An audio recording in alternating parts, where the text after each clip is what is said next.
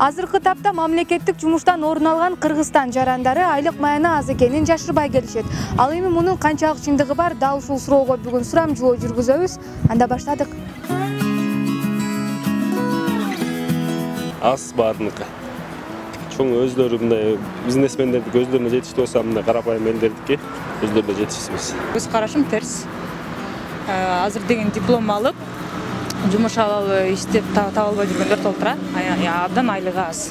Мени канаттандырат балкимчи.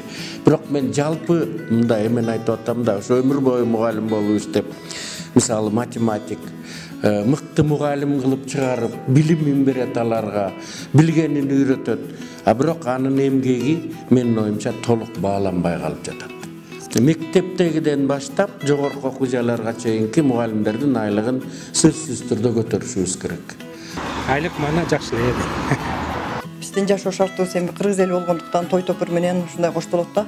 Анан сен айлык маяның азбы жокпу, баары бир туугандарыңдан калбай, ошону бергенге аракет жасайбыз. Эми ошого байланыштуу агайга кошулам, бир аз өйдөлөсө жакшыраак болот эле.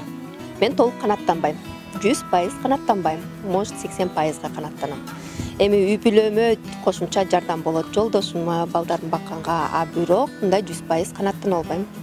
Жок, канаттандырбайт, аз го. Өлө. Канаттандырат. Азыркы айлык маяна жетиштүү эле, бирок албетте мындан да көп болсо, башка керектүү нерселерге дагы көбүрөөк болсо, албетте бул кубандырмак. Жаман канаттандырбайт. Өзүм жеке оюмда ошо айлыктын кичине азырактыгы байкалып атат, анткени жашоо ордунда турган жок.